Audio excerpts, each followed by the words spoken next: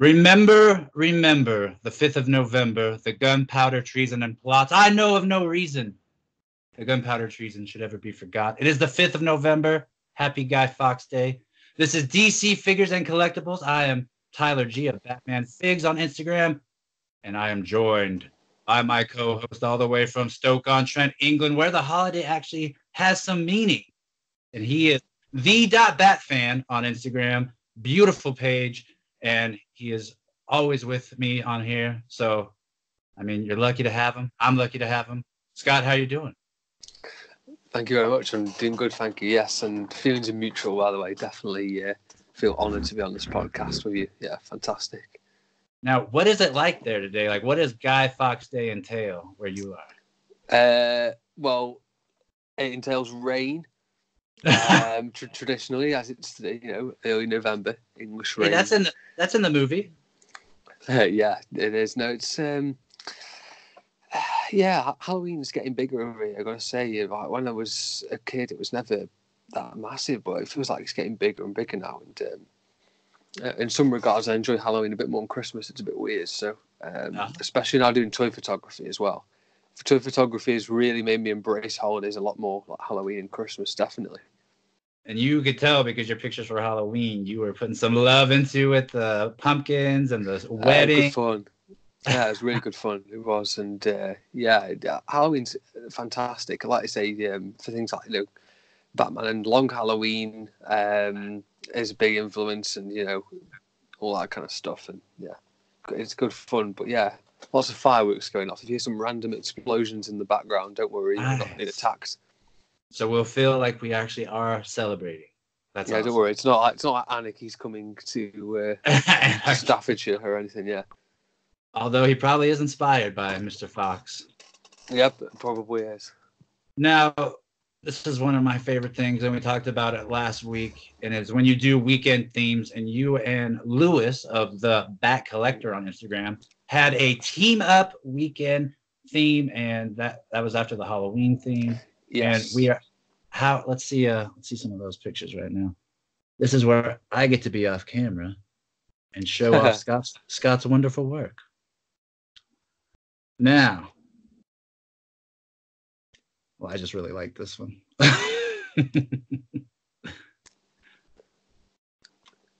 Is this where we begin? It isn't, but that was what I took this week. So it's the Titans one where we start. Okay. I was losing my mind. Now, this is a custom figure by you. This Robin, correct? Mm-hmm. It does not exist, even though it looks exactly like it's from the show. And then, what are the other figures? It's kind of a mix and match, correct? So you got the Robin is the Arkham Knight body with the Arkham City Nightwing head. The original Robin, the one that looks like Eminem. Yeah, absolutely. And so then we've got the Terry Dodson DC designer figures by DC Collectibles for the Beast Boy and also Raven. And then the DC Multiverse Starfire, which is just an outstanding figure. Just looks absolutely amazing. The head sculpt and the hair on that is just outrageous. I know that I definitely am looking to get her as a future purchase coming up. Yeah, she's fantastic. Really cool figure. And this is how you open, folks. And then the next one. This one, yes. And this is a collaboration with Kevin of at Renke Customs. Never heard of him. No, I'm just kidding. Yeah, he's awesome guys, Kevin. 2-time guest of the show. Soon to be third, I imagine. And really is good fun doing these collaborations because he made a fantastic Selena Kyle figure that you can see on the back of your screen. And it looks factory made. Honestly, it does. It's a fantastic figure. I've got some stuff on the way from him, which is going to be very exciting. And I gotta say, just that little touch of having the picture in the back really adds a lot to the photo. Yeah, well, it's a picture I had in mind for a while, and I wasn't going to use it for this theme, but then the theme came up and was like, yeah, it's just a good opportunity to sort of showcase Kevin's. Oh, why would you not? Right. It's beautifully lit, too. Right, it's perfect chance to do it. And yeah, I wanted to do a Girls Night Out picture. I could have done a Batman picture, but that's boring. So and even though she's not used a lot, Supergirl. Even though she's not used a lot, that Supergirl is underrated. It's a really beautiful thing. Absolutely love it. Yeah, the Supergirl's absolutely fantastic, and definitely going to be using her in this weekend's theme coming up. Yeah, definitely. Stay tuned, folks. Now, I always love when this vehicle makes an appearance because it's so rare in the first place. Plus, the fact that you have one and are able to photograph it with your skill level is cool that we get to see it. And then it's also just a cool team up that you don't really see too often. Yeah, exactly. And for all those reasons, I wanted to have a go at this because Azrael's a character I've never paid a lot of attention to in photos, even though I think he's a great character in Arkhamverse. And also the Batman figure there is just spectacular. The suit on that figure is just insane. Yeah, absolutely love it. The Triforce Batmobile is fantastic, and Extreme Sets are just, yeah, the way to go. Is pretty standard shot for that, and you know, could have easily gone for like a boring Bat Family picture, but wanted to try and just do something different for a change. I love it. I mean, I hope when people look at this kind of stuff, they notice the cool details because I mean, the trash can on the side is cool, the little baggy's cool, the paper, the newspaper, and I mean, you take that away, strip that away, and it's basically just a picture. You know, it's not too exciting, but you put a lot of details into it to build the world around showcasing these figures, and it's just, I mean, you could kind of get used to it after a while, like you do with anything, but it's really cool to see such detail and dedication into bringing figures that people might want to buy, and they're looking for what are other people thinking, what do they look like, and they see something like this, people are going to want to buy that kind of stuff. So yeah, that's super kind. talent. Yeah, thank you.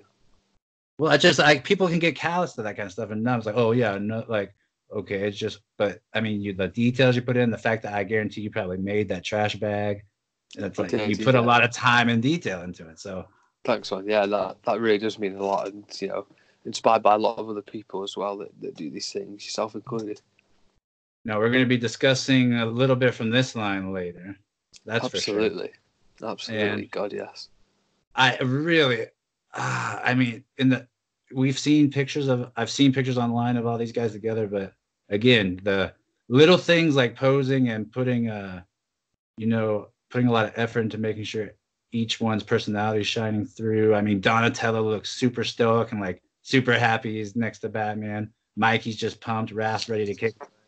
Damien's putting his hood on or off, whatever you want. It's up to you, looking at the image.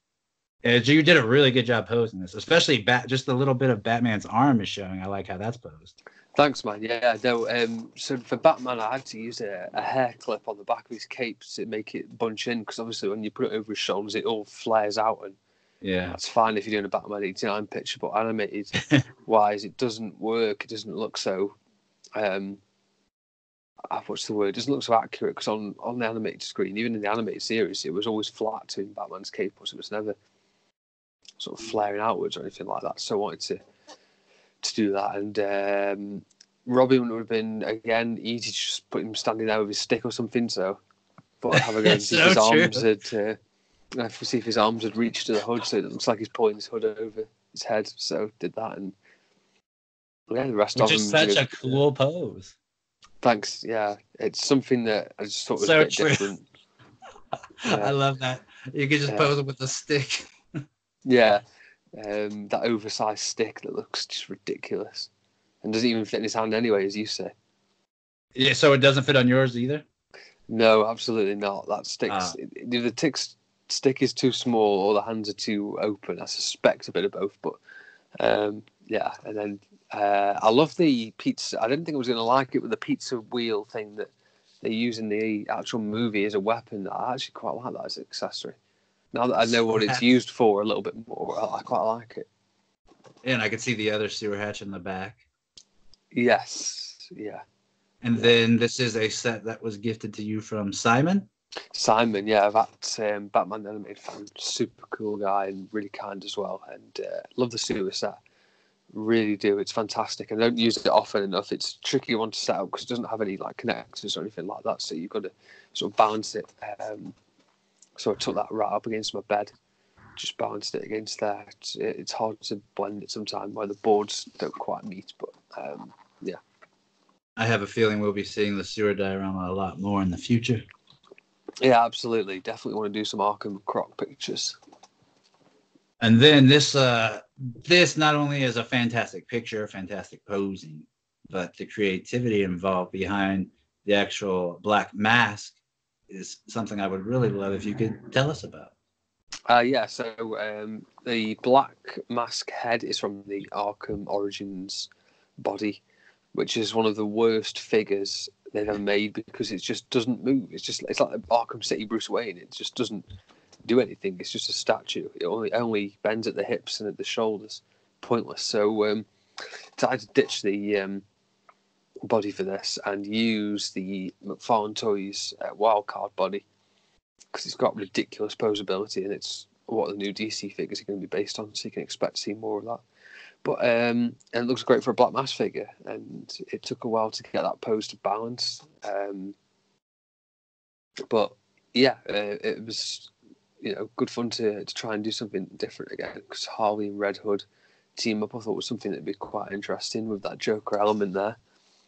And they both hate Black Masks, so yeah, I really do like. I mean, it's almost the perfect picture for everything that's coming up for DCU in the near future. The fact that Harley's has Black Mask as her villain. I like that we actually get to see Black Mask in a black mask for the first time in a while because of those trailers he's now. Yeah, but you get to showcase your creativity and the way that you ingeniously created the Black Mask figure, and you get to show off the awesome new DC Essentials red mask because every time you shoot that, it makes me regret getting the multiverse one a little bit because the helmet on that is just so much cleaner looking. Absolutely, yeah, it's an amazing figure. It really is. I love the emblem on his chest as well. It looks just so cool. So cool. Again, let's point out that it is an Extreme Sets background. And look at how he even set it up at the background, having the Harley diamonds. I guarantee that was on purpose. Yeah, I guarantee all this stuff is in there for that. Yeah. But that's the fun about your photos too, and is like you can look at it and there's the basic image in front, but you could just take your time and look around, and you could get that you put a lot more thought into the picture than even in your first glance. That's always fun. Yeah. Seeing the hidden mysteries. And then, of course, this is the monthly thing that we all do. Yeah, but absolutely. Some amazing monthlies out there. Another thing that I want to point out that I just talked about, and just such a good hint. I don't even know if you put it in a hashtag or not, but you wouldn't have to. And I've done it in a few pictures. Is this. It's just a cool little inside joke. People know what it means. Yeah. Not to mention, it's a beautifully done figure. Did you touch up the paint on the coat? Actually, no. I just worked on the lighting a little bit better. What I realised is I was looking after we spoke on the last. It might have been the last, might have been one before. But either way, it was a previous episode.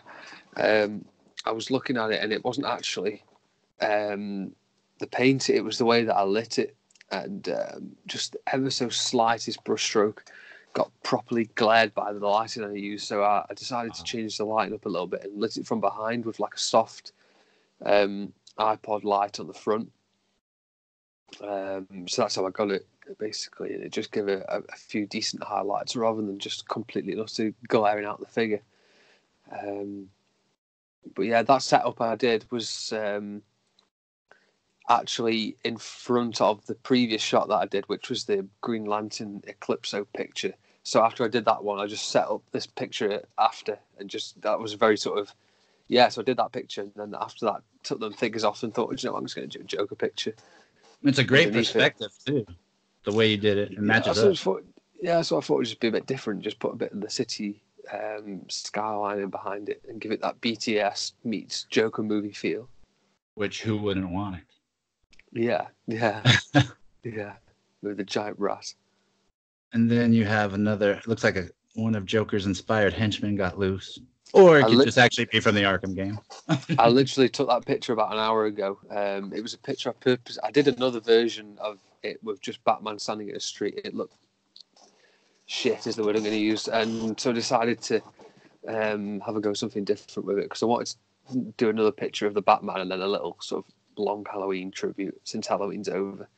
So yeah, definitely wanted to have a go, do something different with that. Now, I want to point out the extreme sets on this photo as well, because not only this one, I feel like it's a combination of your lighting and the extreme sets.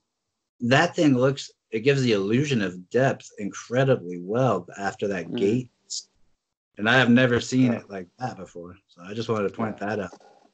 Cheers, man. Yeah, appreciate that. It's pretty, that's incredible. There's just a wall behind there, but it gives up that much illusion of depth. Yeah. No, extreme sets are fantastic. They really are. I absolutely love extreme sets so much. They're brilliant, and I really want to get that naked Dio, but just extreme sets are too good for the creativity and things. What can we expect for this weekend? Okay, yeah. So this weekend we're going to be doing a super family theme, and so that's it's going to be good fun. Yeah, we're going to do some different stuff with different figures for a change. Is it all Superman? Superman, Supergirl, Superboy, whatever. Any of that. Lois Lane is thrown into that as well. She's part of the super family. Any Kryptonian or extended family? Yeah, absolutely. Okay. All right. Yeah, or Kryptonian villains, perhaps. Who knows? And naturally, growing up, you're not a Superman fan, right? Yeah, I'm a massive Superman fan. All growing up, you have been? Yeah, definitely. Yeah, it's why I love Justice League Animated so much. Superman and Batman were always my two favorite. Batman's obviously is my favorite, but Superman was very close behind. Yeah, I love Superman so much. Amazing character. Because for me, growing up, I hated Superman until recently.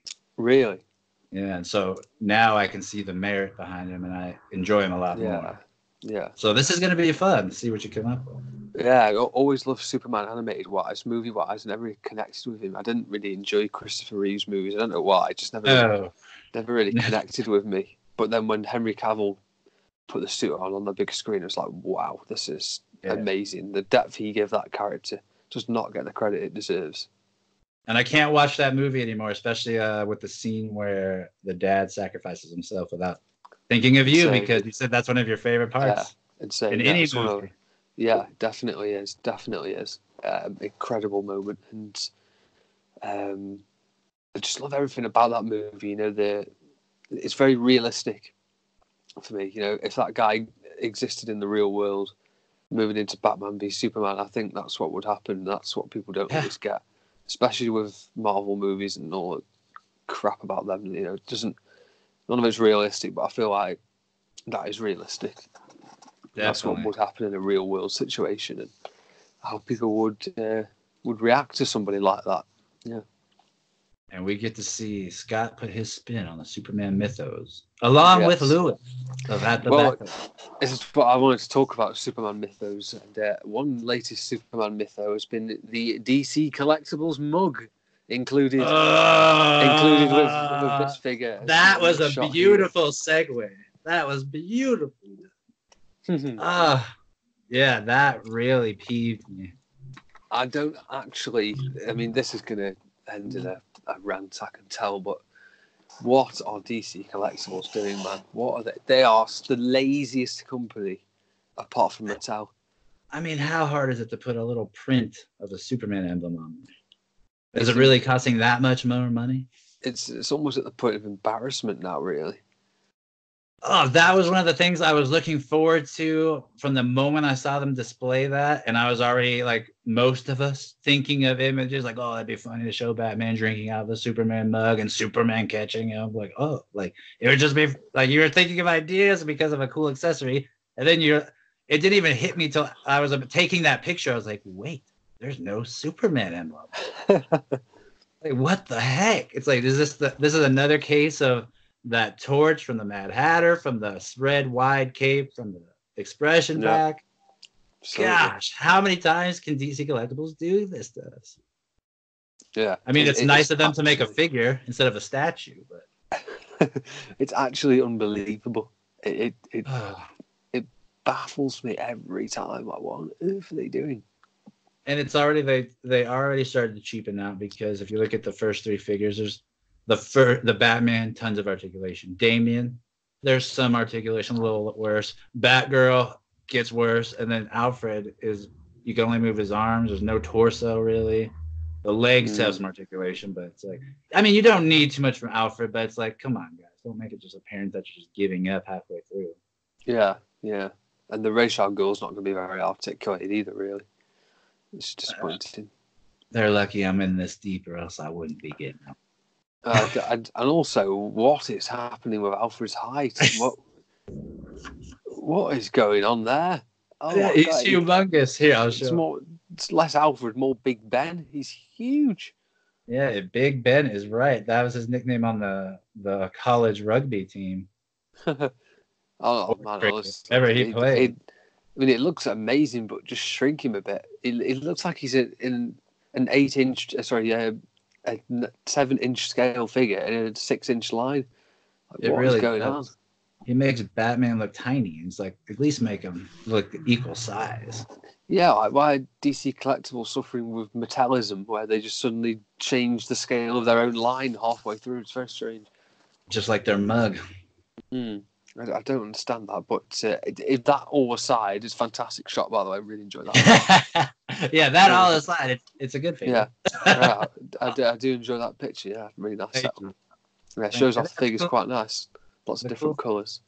Yeah, and I wanted to, in a way, show off how ridiculous the scale was without, outright just bashing that part, because I'm already bashing the mug.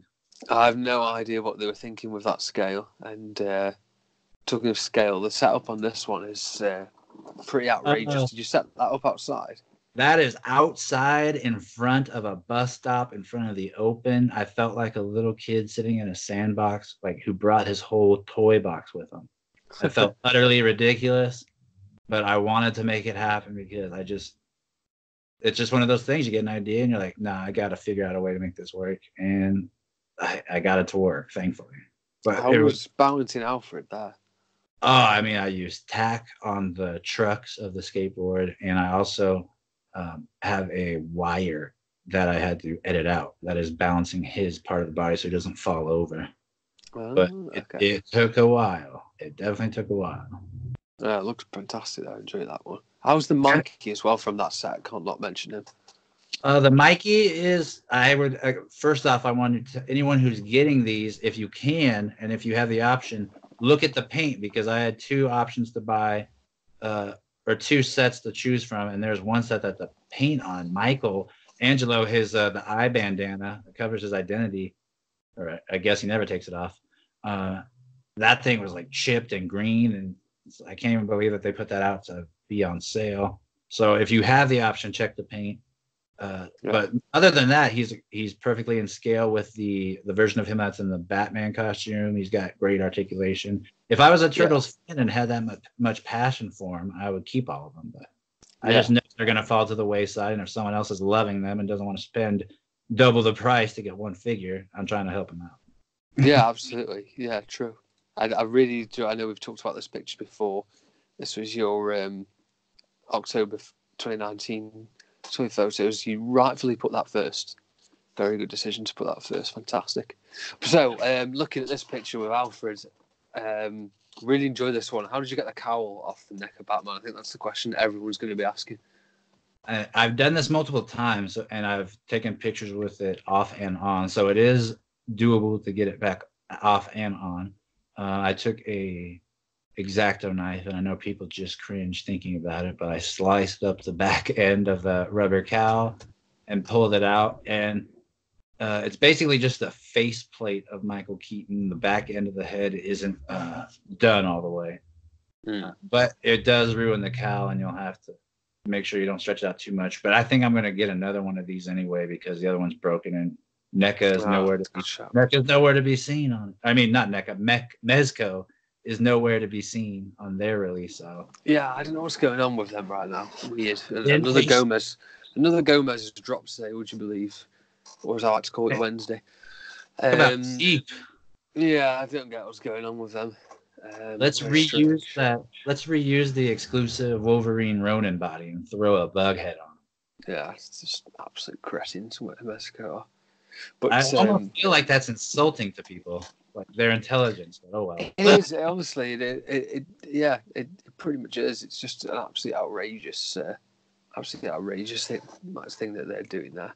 And So this picture then, Zatanna, great episode, great character. It's not a million miles away for us now to review this episode, but I really enjoy the purple feel that you've given to this picture, and of course that classic ending scene is just so iconic for that episode.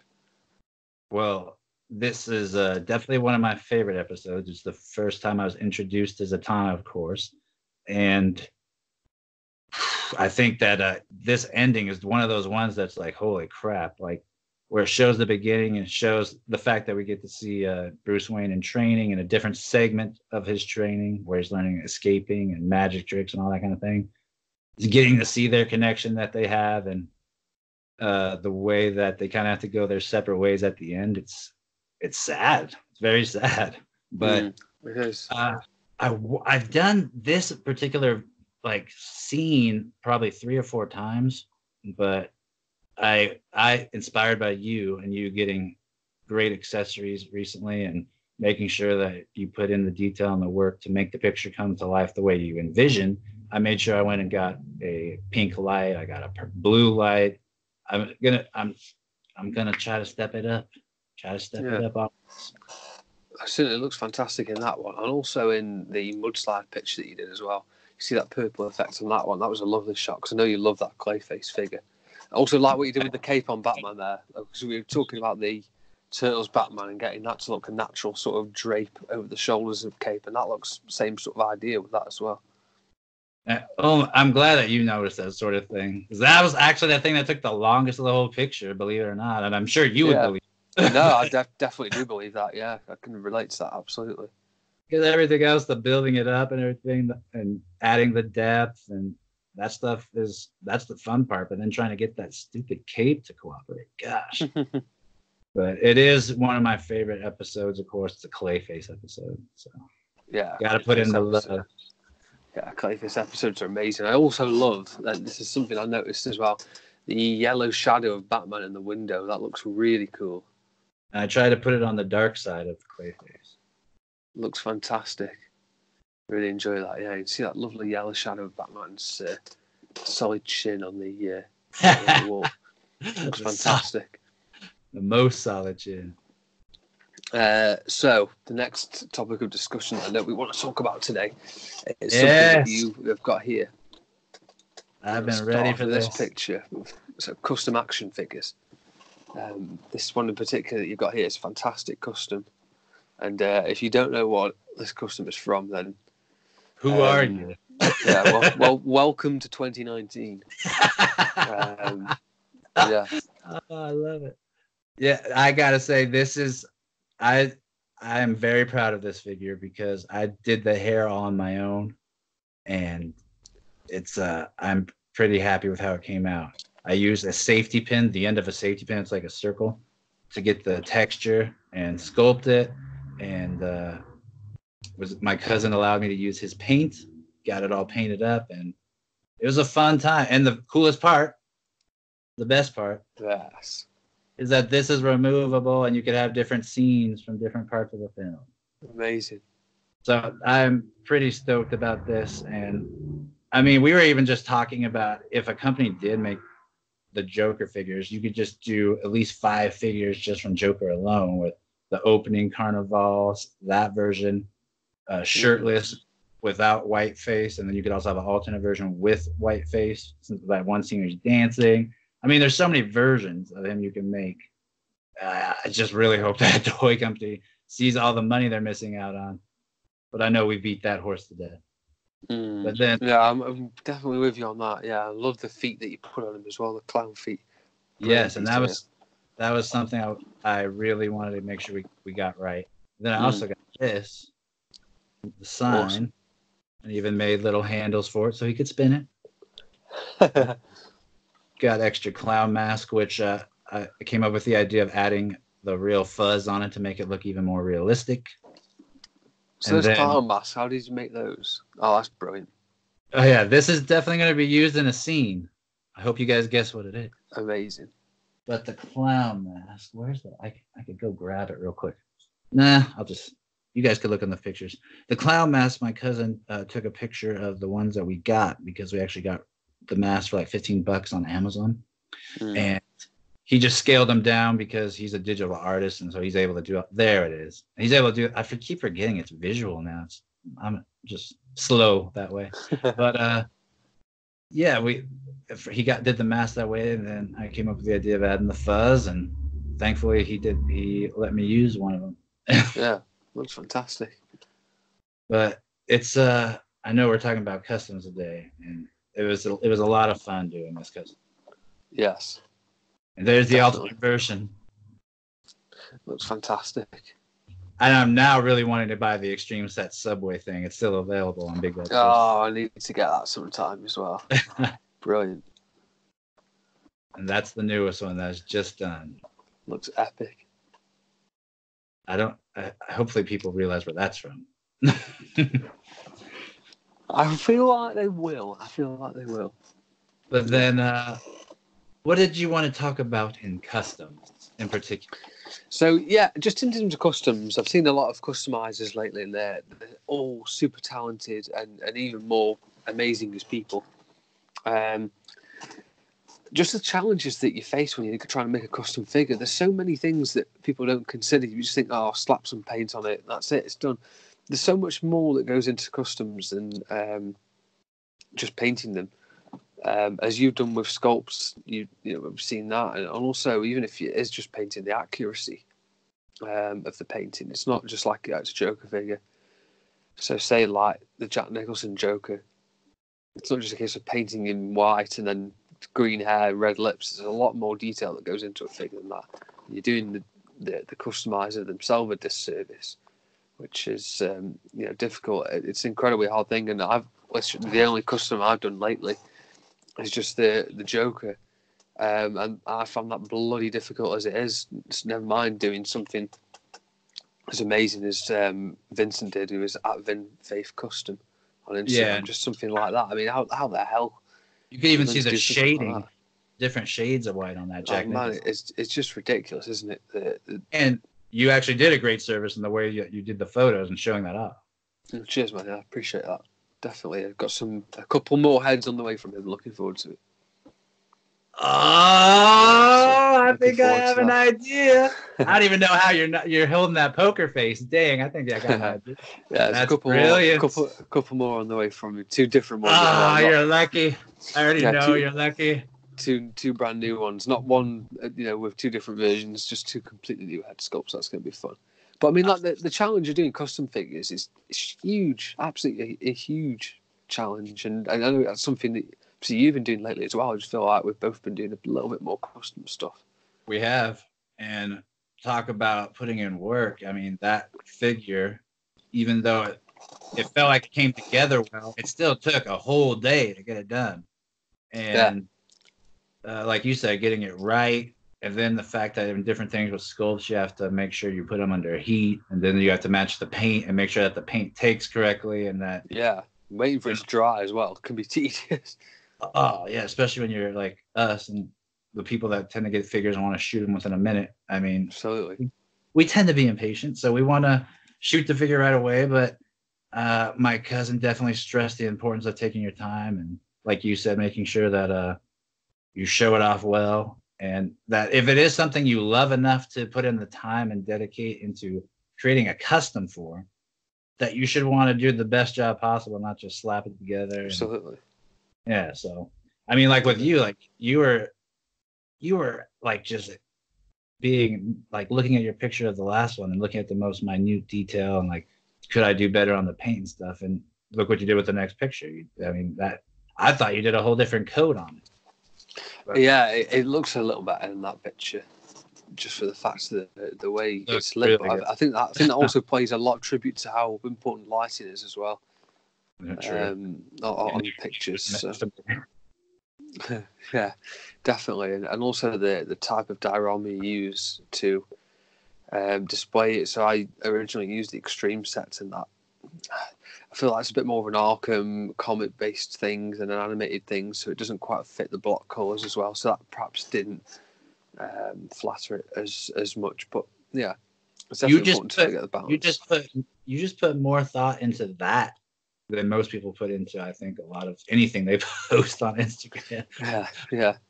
But that again, that should allow people to see that you're not just throwing stuff together, that there's actually thought put into this stuff. You're not doing it for likes, you're doing it because you have a passion for it.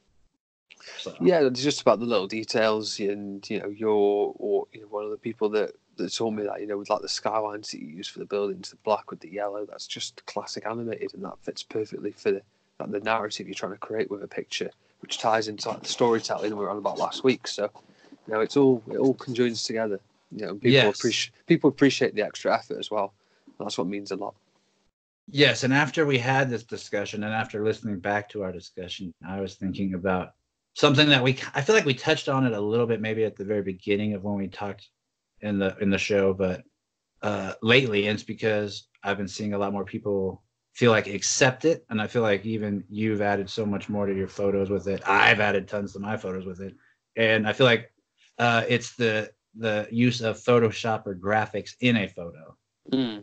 I don't know about you, but I know when I first started, I mean, everyone, it has to be all real. It has to be real diorama setups. And like, if you use Photoshop or effects, you're cheating. You're not doing as real toy photography. So what are your thoughts on that?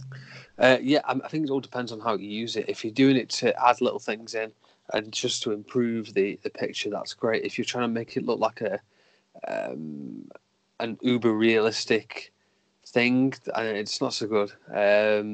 It depends on how you do use it, to be fair. I mean, there's loads of different things that you could do with it. So for example, just on this picture that I did, just simply adding snow onto it just gives it that little bit extra, but everything else is natural, including the snow on the floor and everything like that. There's just little ways that you can add in. It's literally just a top layer covering the photo that you created. Yeah, literally, it's just just a very slight change, just a little VFX Studio app edit. That alone adds so much depth to the picture. Yeah, and same on something like that where you've just got the little glare of the light. That's just put in from VFX Pro Studio. Just little things like that. I don't think if you overdo it, then people will appreciate little details like that. And as long as it's not sort of over edited, then I don't think people they don't think they mind too much, to be honest. And I think it's something that you can definitely use in a positive way. It's when you see people editing out joints and figures and stuff like that, that's when I think it goes a little bit too far. I mean, it's still an action figure. It's not being denial about that. Yeah, and well, to piggyback on that, we talked about storytelling, and if we want to get something across on our picture that, I mean, we don't have the ability to with a diorama piece, I mean, it's just a little touch like a light or just adding depth with the snow. That adds so much more just to the storytelling of your photo without the point of dominating it to where it looks like a CGI Marvel. Yeah. Exactly. Right? Yeah, exactly. No, it's true. And just so stuff like you've done it, I've done it, putting things on a Batcave screen, adding in a background image to that. That's something that, adding a storytelling element via something like Photoshop or live collages I use, and just things like that. You can add extra little bits to the story. It's like this one here with, for example, the snapper car picture on the Batcave screen. Just little things like that you can add in to help to tell a story, whilst also adding depth to a picture. So it's little things like that you can really help with, and it makes up for the crappy stickers that DC Collectibles gave us, where you can't use them. Absolutely, yeah, it does. Plus, allows you to do two cool little team ups with Kevin. Yeah, and stuff like that as well. Where you've got the TV screen in there too. So that's a really cool way of using Photoshop. If only that looked better, that custom. See, I think that looks fantastic. It needs a longer nose. I think I might add it on with clay if I could do it, but we'll see. Oh yeah, that'd be cool. We shall see, but yeah, I mean, I think that as long as it looks more like toys still, and it's not to the point where it looks like a digital image. And you're doing it to get a story across, you're good. But yeah, there's some people that overdo it. It's their own way of doing things. There's nothing necessarily wrong with that. It's just I just think it looks a little bit too over the top. And of course, there's no rules to this. It's no opinion. So everyone's fully entitled to it and totally respect what people want to do. But I think sometimes it just looks a bit too far. Yeah. And for those that are always against it, don't be afraid to try it. Yeah, give it a go. Yeah, give it a go. At least that, if it doesn't work out, full well that you're at peace with your own opinion. True. And talking about at peace with something and feeling unsettled, our next Batman episode has to do with something not being quite right, something unsettling, and it is episode titled Heart of Steel. Yeah. And this is a big one. A lot of people really enjoy this one. A lot of people also really enjoy the follow-up, which is Silicon Soul. Yep. Amazing episode. What do you think about when you think of this one? Heart of Steel's okay. It didn't need to be a two-parter, I don't think. No, and really. it can be a little boring. It's a long way of introducing a great prequel. So for that reason, it's not one of my favorites, but it's good nonetheless. It's good. It's very well put. Yeah, does feel like I do feel. It does feel like it should be one episode and that they stretched it out and added a lot of filler. But yeah, I mean, you can't be too mad at extra Batman. I suppose so. I feel like his Silicon Soul should have been the second part to this story, and they should mash the first and second part together. I feel like that would have been a lot cooler.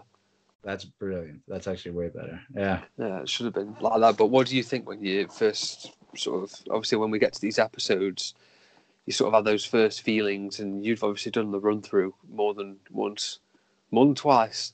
But but so when you get to a certain episode, because I'm getting it now, where you get to a certain point, you think, oh, okay, this is a good episode this week. What do you think when you get to this one? I don't look forward to it when I come up to it. Yeah. It's like a marker where I know where I am. Like it's close to being halfway through the whole original. Yeah. But I just think of I like watching it sometimes, but it's not an episode I look forward to doing a picture of, because it's just so hard to relay the story in an image with this episode, especially because we have no figures for it. But I do like the fact that it sets up the world that for the episodes we get to see later. That's about it. That was the biggest challenge. I did the picture for it right before we came on air, probably about 10-15 minutes before we did, and that was the challenge of getting the actual picture across in the episode. It was very difficult. It's not one I look forward to, but we do also get to see a little bit of storytelling that links throughout the rest of the animated series, where we get to see interaction with Bruce and Barbara as she's young before she's Batgirl. We get to see her relationship with Gordon, so that kind of stuff's cool. Yeah, that's good. Yeah, nice subtle character development they use there for Barbara, as they always do. We very often find these in sort of episodes beforehand. We've seen it with Lucius before, Feet of Clay, and all that kind of stuff, where they subtly develop a character before you actually get to see him. Even with Robin's Reckoning, you could say that as well. Yeah, and even with Harvey in the first On Leather Wings, you see him flipping a coin. Harley Quinn as well, all those things. Yep. So when this episode opens, we see Wayne Enterprises, and it's getting close to closing time, and we see a woman who leaves her briefcase, and it looks like she's doing it on purpose, and then she just leaves, and then it looks like the security guards find this briefcase, and they're trying to figure out who it belongs to, and the lock happens to just pop open, and they're pretty amazed by that, and it only contains a few papers. There's no identification, and they decide they'll just put in the lost and found for the night. I mean, even in that first scene, that separates 1993 with 2019 so far that you could ever imagine. Because in these days, they just take that suitcase and blow it up. If someone leaves a suitcase lying around at Wayne Enterprises, they just blow it up these days. Not only that, but most people don't even have a briefcase now. But in those days, they decide to keep it and open it later in the night, which I think is very, very brave. They might get blown up. But as you say, they leave the suitcase in there, which is fun and an interesting way to look at it. And yeah, after they've inspected it, looked inside it, they leave the case be. So they'll come back to it in the morning, but before they had the chance to, it comes to life, the suitcase, which I find extraordinary. And decides to walk down the stairs. Walk up the stairs, I should say, and it grapples all the way up to the top with this amazing rocket grapple that comes out of the suitcase. Like an old spy movie. Yeah, and then cracks into the safe, avoiding all the lines. I enjoy the security. I mean, what kind of a moron have you got to be to get tripped by that alarm with the two lines behind your legs? Oh, that's not, it doesn't take. It doesn't take the biggest safe criminal mastermind in the world to get past that. You don't need the ventriloquist to work that one out. Yeah, absolutely don't. No. Then while that's happening, we see Bruce Wayne is about to leave, and the security guys are kind of shocked by that. Yeah. Asking where he's, are you okay? Like, and he's like, oh yeah, I'm just leaving. And he kind of plays up his Bruce Wayne persona by saying, yeah, like I need to get out before the alarm goes off. That scares me. Just playing coy. And the security says that let me walk you, let's walk you out. And so on their way there, we hear the alarm go off because that briefcase with the tentacles has come to life.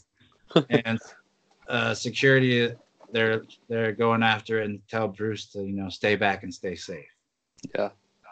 And then that's definitely one of the coolest scenes of that is he goes from Bruce Wayne voice to Batman voice.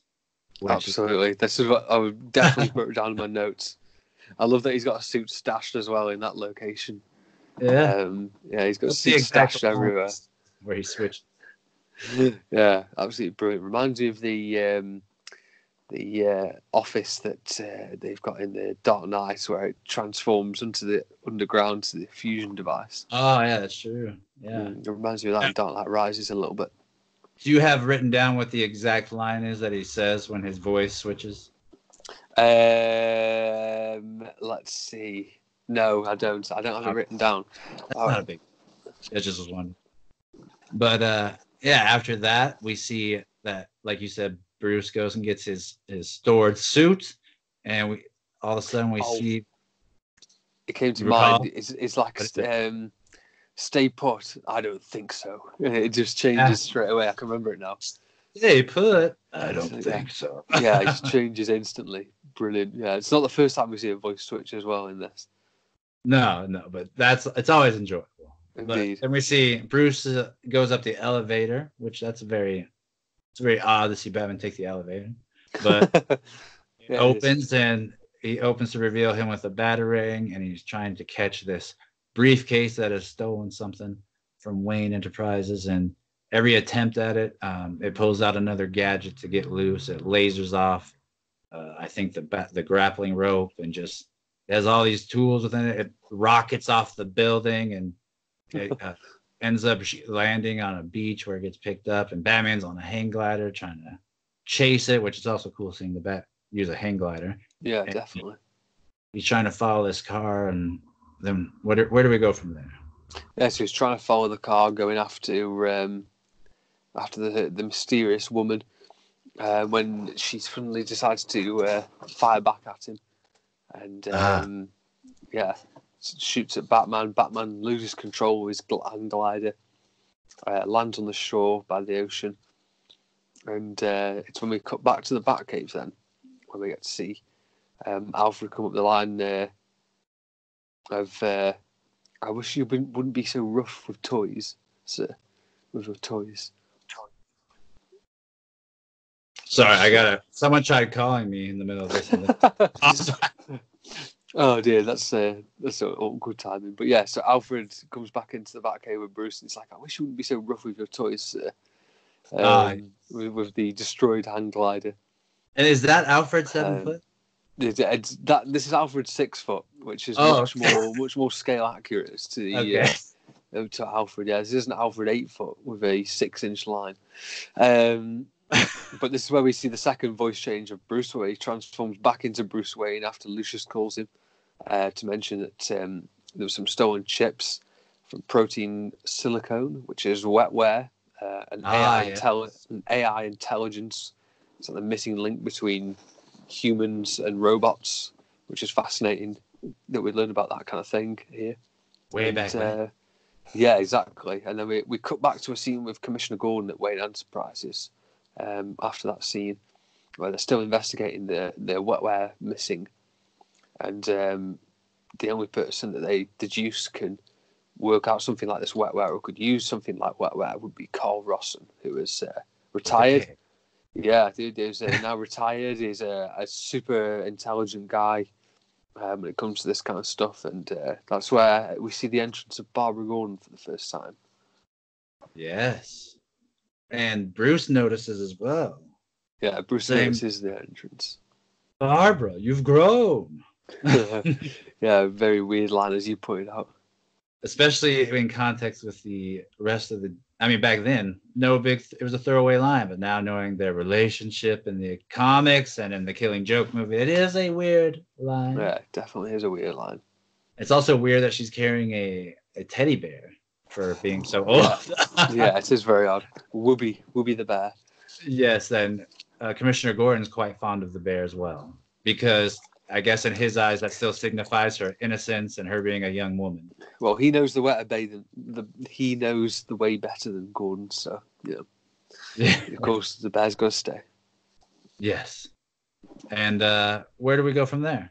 Okay, so we see the robot welcoming Bruce to Cybertron Industries, which is where Carl Rossum is working. Say again, sorry. Is that Batmite, the one that looks like... Batmite. Yeah, the little robot welcoming... the little Easter egg. Bruce, yeah. And, so Rossum shows him around and all these cool robots, and you can make drinks and all this sort of stuff and play music. And then he goes into the... what he calls his proudest creation, which is Hardak. Yes. Yeah. And so, like, when we go into his place and you see Carl Rossum's digs, it's like he lives in a amusement park. It has so much animatronics. It's like he's Walt Disney or something. Yeah. And like you said, he doesn't have to even lift a finger because he has robots doing everything for him. And we get to go see Hardak, which... if you're a big sci-fi fan or a movie fan or just a Stanley Kubrick fan, it reminds you a lot of HAL from Space 2001. Yeah. So it's pretty cool seeing that side. It's cool that we get to see Batman on so many sides. So far we've seen him in the jungle. I mean, we see him fight mad scientists, and now we're seeing like a sci-fi take on Batman. Yeah, and definitely. And then from there we see Carl Rossum has an assistant, and she comes out and introduces herself, and she is a blonde bombshell. And she introduces herself, and Bruce shakes her hand, and he notices that she's freezing, and she says that she just came out of a cold room, I believe. Yeah, absolutely. And Bruce is quite smitten, and even because to the regular viewer who doesn't know he's Batman, it seems as if he's going to take her on a date, but and the detective in him, that he's trying to get to the person that he could probably get information out of that works with Carl Rossum. Yeah, absolutely. We are taken on that little journey. And where do we go after that? Yeah, so after we see the introduction of Rhonda Duane, we also get to see a clone being made by Hardak, which is when we get an idea of sort of the evil plan behind Hardak and the unwitting role that Rossum is playing in the demise of people in and around him. We see a clone of Commissioner Gordon is made. And Hardak also announces to Rhonda when Rossum leaves that Hardak needs more data, but the Commissioner is ready. The first clone is ready. And that's where the Commissioner Gordon clone heads over to the Commissioner's house, kidnaps the Commissioner, and a great scene, and walks back in with a whole new attitude when he's just saying that I'm fine. I love that line. Yeah. Dad, are you okay? I'm fine. Yeah. It's like, how was dinner? Like, I know, it's fine. And then that's where we start to also see a little bit of the detective mind that Barbara has, because she's starting to put together real quick. Absolutely. That there's something off with her dad. And I've gone dark again, brilliant. But yes, so definitely, yeah, this is where we sort of notice Barbara, as you say, sort of getting an inkling that something's not right, and she doesn't feel comfortable with him, and understandably so. And she, like Bruce noticed with Rhonda, that his hand is like ice, which is a fantastic little way of connecting that up. To Rhonda Dwayne. So, yeah. And then we cut to a scene back in Wayne Enterprises where Lucius and Bruce are talking about, meeting Rhonda Dwayne later that evening. He's like, oh, so you're going to try and squeeze some information out of it? He's maybe squeeze isn't the correct word, which is what I enjoy. That's quite funny. Yeah, so then once we see her there, we see that before they leave, she leaves her makeup, her little compact foundation kit. Yes. Which happens to be another robot.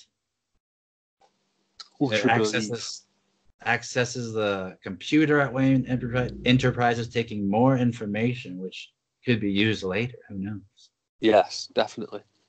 And then, of course, we go back to Wayne Manor, and Bruce is with Rhonda or Randa, whatever you want to call her. And they talk about Rosam's inventions. And before Bruce can turn the conversation towards that, he gets a call from Lucius, correct?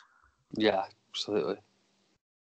And there's a theft. He reports that theft, which we saw was the makeup stuff. And Bruce, he wants to investigate that. And he mentions that the thieves only got away with fake files, luckily enough. Which I love, by the way. It's a brilliant little idea. He came up with some dummy files.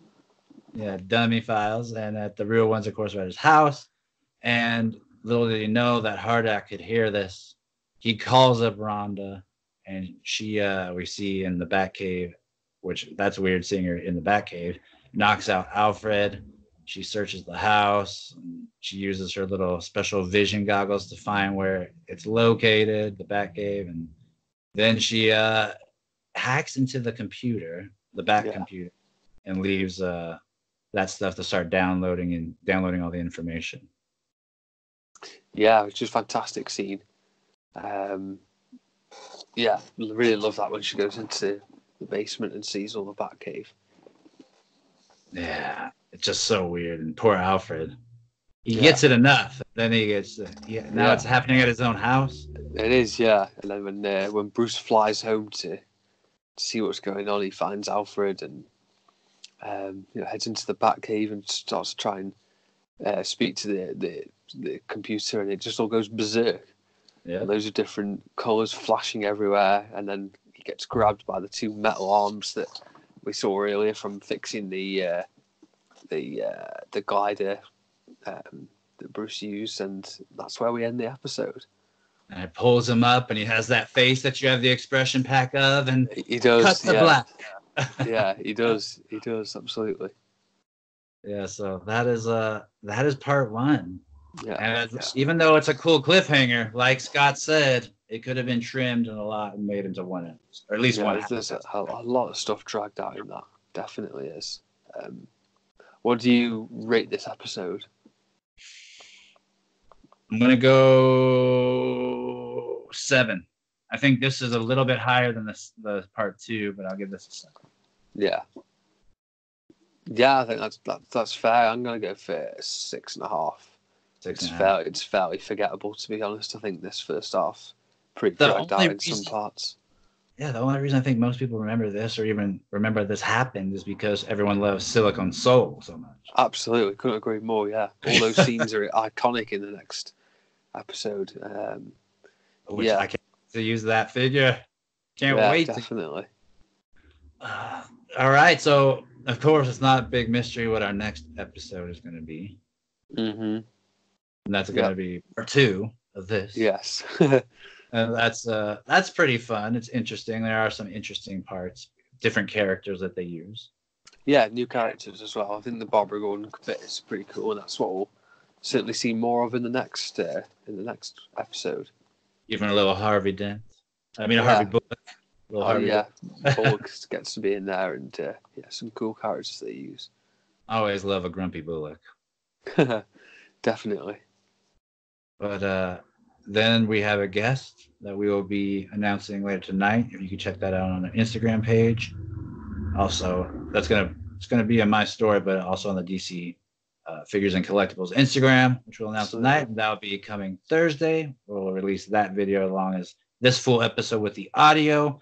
We continue to see a lot of people listen to the episode, a lot more subscriptions, even seeing some good reviews on like the iTunes page where the stuff is. So that's always cool to see. Absolutely, yeah. And we're having fun doing this, right, Scott? You having fun? Absolutely, yeah, absolutely, definitely having fun doing this. Yeah, this is especially the last few weeks, especially because we got some figures and we actually got into doing some customs work. Things have gotten more. Yeah, and speaking of weeks, what figure are you going to choose for the figure of the week? I think you know it because I know you know it because I told you, but it's not a hard one. I'm going to go with this custom Carnival, I call it, because that's his clown. Understandable. Or Happy, if you call it by his mother's name.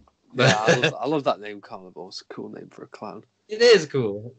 Fantastic. But that's my figure of the week, and it's because I put my own blood, sweat, and tears into it, and it actually looks semi-decent. But what is yours? I'd love to see you do the hospital scene, by the way, with that figure. That's what I'm going to do to announce the episode. Yeah. I would love to see you do that.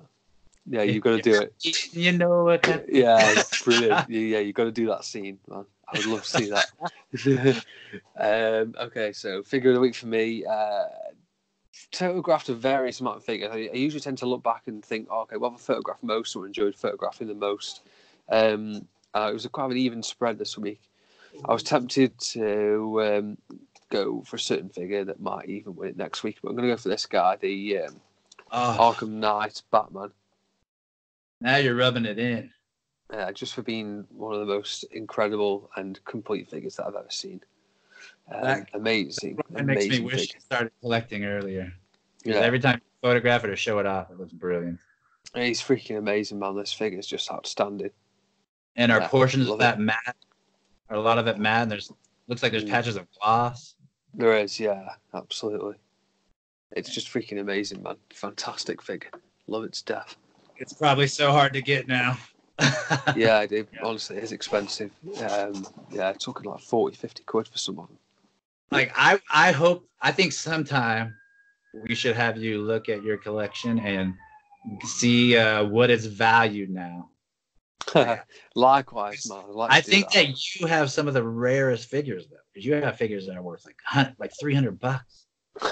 We could do that. That could be a cool. That'd be crazy. Yeah, alternative episode wants to do some people have figure valuing. Yeah. Some people have stocks. Our stocks are plastic.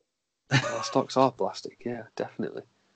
But yeah, because you do. I was looking after we talked about the Grundy. I was looking at the different figures you have, and that's like, holy crap, he's sitting on gold. Yeah, so some expensive stuff, man. There really is. Yeah, but luckily, you were on top of it when you were collecting, and you got the good stuff.